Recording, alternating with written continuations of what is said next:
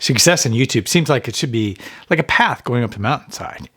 Although it's hard, you can clearly see what it takes to get to the top.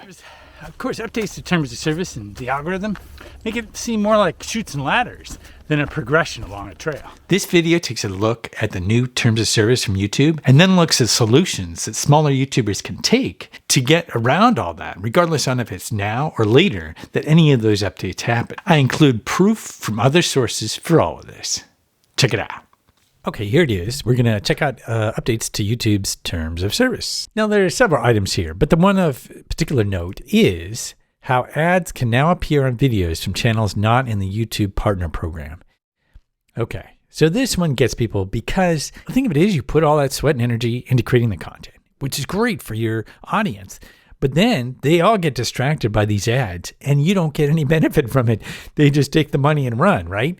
Now that's a conception in a lot of people's mind, is just this idea that they've created the content and although yes, it's on their platform, they should get something for having that content. Now this video is going to go into how to get around all this and really bust some of the myths of the YouTube Partner Program. But before we do that, I just want to point out one thing that I noticed on their blog. It says creators can still apply to the YouTube Partner Program once they hit the eligibility criteria, which remains the same. Now, in looking at all this, you have to remember there are always going to be terms of service updates, algorithm updates. That's nothing new. And that's not likely to change anytime soon, meaning we're always going to have those updates. We're always going to have changes. Now, let's look at how we can get around it. Of course, what surprised me is how YouTube didn't start this from the beginning. Changing the terms of service so the advertising and everything, that made sense a long time ago. Now it just pisses people off. Now, this year has been especially harsh for some YouTubers who have gotten their channels actually deleted. And regardless on if you see this as censorship or not, the result is still the same. And when we take a look at what these YouTubers have done, then we can see a clear path forward, regardless on what algorithm updates or terms of service YouTube decides to throw at us. Okay, so this channel on YouTube actually shows some of the other channels that have been canceled. You can see how they responded, meaning what kind of plan did they have in place if they knew they were going to be canceled, which they probably did. And what did they actually do? So I'm not going to name these channels because you can see them on here. I don't know with YouTube and you know what kind of shenanigans they've got going on, but I'm just going to show you what this channel has. And then what I really want to show you is not the type of channel or that these different channels got canceled, but what they did instead. So here's what we can see. Here's one. They got canceled. You can see Parler. They have their own website. Of course, Twitter and BitChute, okay? And you have this other one, okay? And their own website, BitChute. They're not on Parler yet, but they're relying on Twitter, it looks like still. Here's another one, their own website, Parler, BitChute, Library TV. And here's another one, Facebook, their own website, Rumble. Okay, so you can see consistently the choices they made across the board was definitely to have their own website. But otherwise, they had other alternatives, Rumble, Parler, BitChute, Library TV. All those are kind of like alternatives for them that allow them to still have some sort of platform, regardless on what YouTube has done or what other channels might do. Because if you go on Twitter, you're not immune from there. Each creator has an alternative platform to YouTube, a way for people to sign up for emails in case all else fails, and a website for complete information. So far, it makes sense then to have alternatives to YouTube. It's making sure that you are thinking in advance, being proactive to anything that could happen. Getting your channel deleted, of course, is the extreme, but looking at the extreme allows you to be more proactive, even with smaller changes and updates and to terms of service or their algorithm or whatever else. This is a good thing to look at how other people are responding and to consider responding in a similar way, even if your channel hasn't yet been taken down. It's not necessarily that it's going to, it's that you want to see what people are doing if it does. And that way it gives you ability to kind of future-proof yourself as a creative entrepreneur. Okay, so knowing that we need to be proactive, here's one of the easier things to do. Just start building your audience off of YouTube. And one way to do that is with a couple free tools. Okay, so here's one example. Link in the description for MailerLite. You get 1,000 free emails. and you get a landing page. So this is one way to basically future-proof yourself as a creative entrepreneur, obviously to build your audience.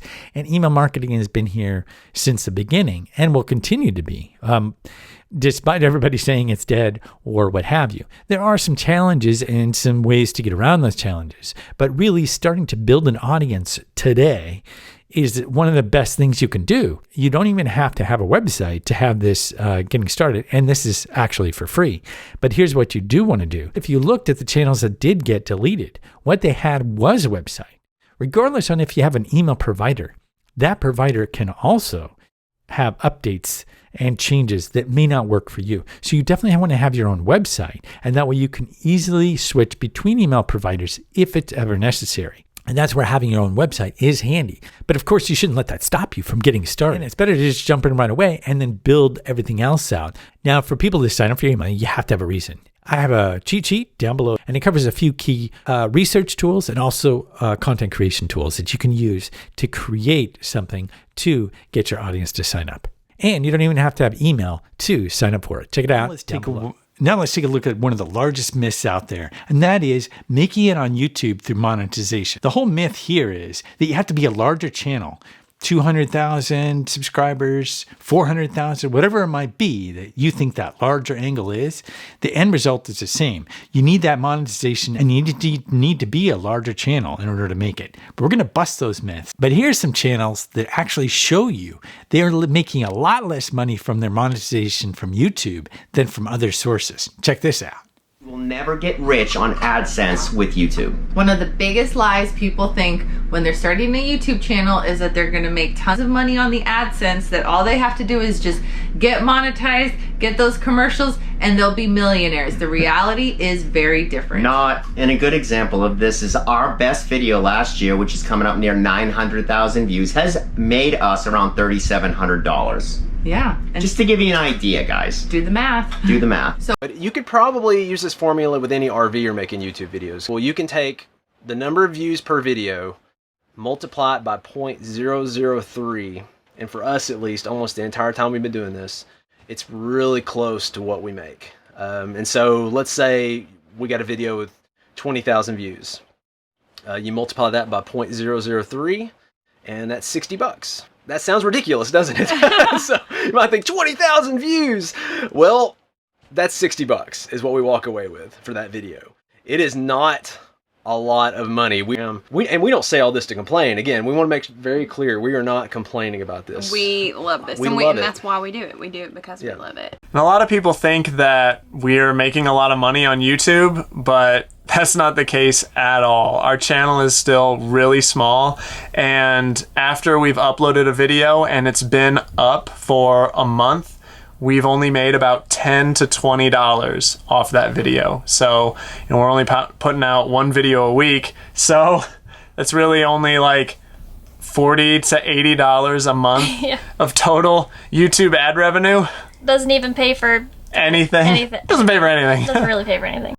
Now, there's a lot we can learn from these channels that decide to show us how much they're making. And one of the keys is that they're making money from these other sources. But what are these other sources? Let's check those out. Now, I'm just going to go through a few YouTube channels just to show you some different ways that people are basically monetizing before getting monetized by YouTube. And it's actually simpler than it seems, and it's easy to see what people are doing by just going to their channel and looking down at what they've got for links, and also looking over at the website if they have one. And it's amazing how many people are not doing this. It really makes a lot of sense, literally, to have some sort of system in place where you can basically interact more with your audience and also gain financially in the process. And there's nothing obviously wrong with that. You do want to get something, being a content creator, putting all that energy into it. If you're really going and trying to get YouTube to pay you, why not just go direct to your audience and eliminate all that garbage ads that people end up having to slog through to see your content? So check these out and see what you think. Okay, so the first one I'm going to show you here is Vancity Van Life. And I've been following him for a while. Actually, when I started following him, he had a lot less subscribers, but he did the same thing that he's doing now as he did before.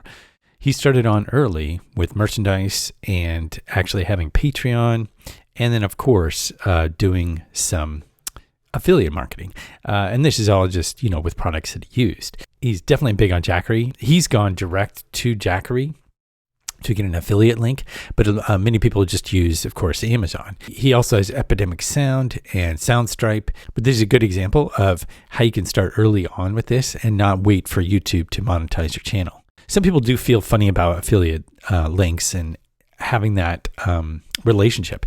And so one small way to start is just something like buy me a coffee.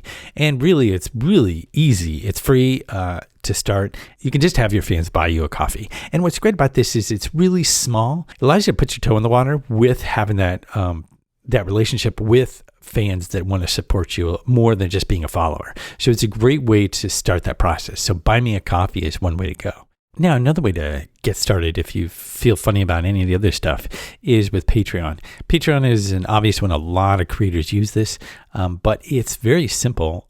But they give you a lot of tools to help you set up your page and have analytics and apps and so on. Although they do take some of what you get from your fans, you can start with just, of course, 5%. Now, this is far less than, let's say, if you were to do something with Amazon, this is far less. Even at 8%, it's far less. It does have that, but you do get all the support with a hosted creator page and analytics, membership tiers, and so on and so forth. So in that sign up, you also start to learn insights about the people you create for. And it allows you to create for the people who support you. And in that way, you escape all the competition and you have a direct relationship with them that will never go away as long as you keep that going. And as you grow and grow that, you're going to be much better off than trying to compete in a lot of creating an online offer and so on and so forth. So setting that up with Patreon is a great way to go and definitely something you can do